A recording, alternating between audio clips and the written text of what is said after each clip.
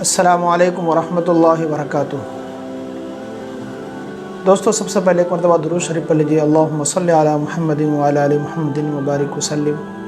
دوستو، اس سے پہلے والے ویڈیو کے اندر میں نے بتایا تھا آپ لوگوں کو کہ استخارہ کسے کہتے ہیں اور استخارہ کرنے کی ضرورت کیوں پیش آتی ہے۔ میں نے بتایا تھا آپ لوگوں کو کہ استخارہ کا مطلب ہوتا ہے اللہ تعالیٰ سے خیر طلب کرنا، اللہ تعالیٰ سے بھلائی مانگنا، اور اس کی نماز کا طریقہ بھی میں نے بتایا تھا کہ وہ نماز 2 رکعت پڑھی جاتی ہے، اور اس کے لیے بہترین وقت یہ ہے کہ جب بالکل آدمی سکون میں ہو اور ایک دم تنہائی میں ہو، ایک سوئی کے ساتھ ہو، تو ایسے وقت میں 2 رکعت نماز پڑھی جاتی ہے۔ اور 2 رکعت نماز پڑھ کر کے ایک دعا استخارہ کی ہے جو اللہ کے نبی صلی اللہ علیہ وسلم نے خصوصی طور پر ہم سب کو بتایا ہے۔ وہ دعا پڑھی جاتی ہے، اور اس دعا کے اندر جس کام سے متعلق اللہ تعالیٰ سے خیر طلب کرنے کا ہوتا ہے اس کا نام لیا جاتا ہے۔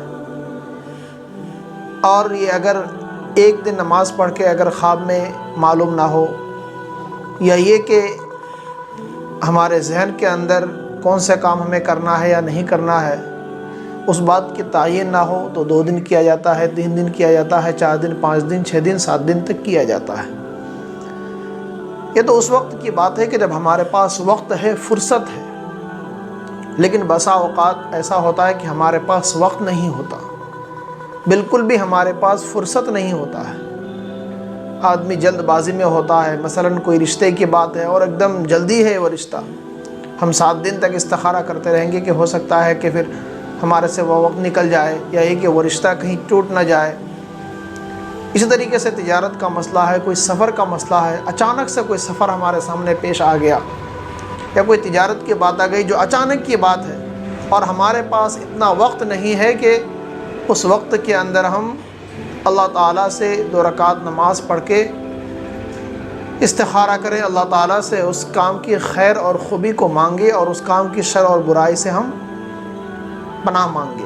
ہمارے پاس اتنا وقت نہیں ہے۔ ہو سکتا ہے کبھی ایسا وقت پیش آ جائے، تو ایسے موقع پر آپ کیا کریں گے؟ کیا آپ یوں ہی کام شروع کر دیں؟ اور ایسے ہی اگر آپ کام شروع کریں گے تو ہو سکتا ہے کہ اس کام سے آپ کو نقصان اٹھانا پڑے۔ مثلا رشتہ کرنے کا ہے اور اچانک آپ نے ہاں کر دیا، یہ رشتہ کر لیا آپ نے، بعد میں آپ کو شرمندگی ہوئی، نقصان اٹھانا پڑا۔ اسی طریقے سے سفر کی بات ہے، آپ نے سفر کر لیا اور اس سے آپ کو کوئی نقصان ہو گیا۔ تو اچانک کوئی معاملہ پیش آ جائے اور ہمارے پاس کوئی فرصت نہیں ہے، وقت نہیں ہے کہ ہم اللہ تعالیٰ سے استخارہ کریں، تو ایسے موقع پر ہم کیا کریں؟ تو یاد رکھیں، اللہ کے نبی پاک صلی اللہ علیہ وسلم پر ہزاروں، لاکھوں نہیں بلکہ اربوں کھربوں رحمتیں اور برکتیں نازل ہوں اس نبی پاک صلی اللہ علیہ وسلم پر، کہ آپ نے ہم سب کے لیے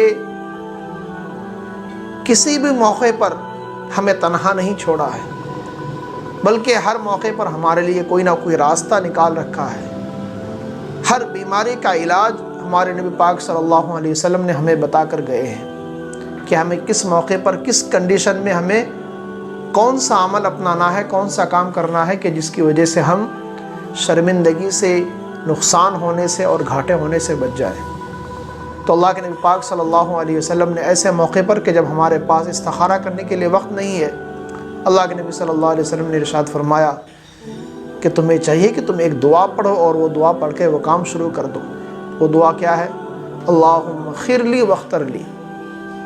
یہ دعا ہے، اللہم خیر لی واختر لی، کہ اللہ میرے لیے جو بھی راستہ بہتر ہے، جو آپ میرے لیے کام پسند کرتے ہیں، وہ آپ مجھے عطا فرما دیں۔ اگر اس کام کے اندر یا اس رشتے میں اگر خیر اور خوبی ہوگی تو اللہ تعالیٰ آپ کو وہ رشتہ عطا فرمائے گا، اور اگر آپ کے لیے نقصان ہے تو اللہ اس سے آپ کو بچا لے گا۔ اسی طریقے سے ایک اور دعا حدیث پاک کے اندر بھی آتی ہے، اللہم اہدنی وسددنی، اے اللہ میری صحیح رہنمائی فرمائیے اور مجھے صحیح ہدایت کے راستے پر ڈال دے۔ ایک اور دعا اللہ کے نبی پاک صلی اللہ علیہ وسلم سے پڑھنا ثابت ہے، اللہم الہمنی رشدی و اعذنی من شر نفسی، کہ اللہ جو بھی صحیح راستہ ہے، جو بھی صحیح طریقہ ہے، اس راستے کی بات اور اس چیز کو میرے دل میں ڈال دے، اور مجھے میرے نفس کی شر سے میری حفاظت فرمائیے۔ تو اللہ کے نبی پاک صلی اللہ علیہ وسلم نے ہمیں یہ دعائیں بتائی ہیں۔ اگر آپ ان دعاؤں کو پڑھ کر کے کام شروع کرو گے، انشاءاللہ ثم انشاءاللہ آپ کو کبھی بھی شرمندگی نہیں ہوگی، آپ کو پشیمانی نہیں ہوگی۔ آج مثلا نکاح کی بات لے لیں، لوگ نکاح کرتے ہیں، رشتہ کرتے ہیں، لیکن بعد میں آ کر کے پچھتانا پڑتا ہے، نقصان اٹھانا پڑتا ہے۔ یا اسی طریقے سے کوئی آدمی تجارت کر رہا ہوتا ہے، جلد بازی میں شروع کر دیتا ہے، اللہ تعالیٰ سے استخارہ نہیں کرتا، یا اگر استخارے کے لیے اس کے پاس وقت نہیں ہے تو کم سے کم یہ دعائیں بھی نہیں پڑھتا، جس کی وجہ سے اس سے گھاٹے کے سوا اور کچھ نہیں ہوتا۔ یہ سب باتیں ہم سب کے سامنے ہیں۔ کتنے سارے لوگ پریشانی کے سے دوچار ہیں، کتنے سارے لوگوں کو شرمندگی کا سامنا کرنا پڑتا ہے، لیکن اگر ہم ان دعاؤں کا سہارا لیں، اللہ تعالیٰ سے ہم اپنا راستہ اور اپنے تعلق کو مضبوطی کے ساتھ جوڑ لیں، تو اللہ کی ذات سے امید ہے کہ ہم کبھی بھی شرمندہ نہیں ہوں گے۔ ہم اگر نبی پاک صلی اللہ علیہ وسلم کی سنت پر چلیں گے، آپ کے طریقے کے مطابق چلیں گے، تو یاد رکھیں کبھی بھی ہمیں نقصان اٹھانا نہیں پڑے گا، کیونکہ اللہ تبارک و تعالیٰ ایسے موقع پر ہماری رہنمائی کریں گے۔ جو صحیح راستہ ہوگا، جو صحیح طریقہ ہوگا، اللہ تعالیٰ ہمیں اسی راستے پر چلائیں گے۔ تو میرے بھائی اور دوستو، یہ باتیں تھی جو آپ سے کرنے کی تھی۔ دعا کریں کہ اللہ تعالیٰ مجھے بھی اور آپ سب کو بھی عمل کی توفیق عطا فرمائے۔ السلام علیکم ورحمۃ اللہ وبرکاتہ۔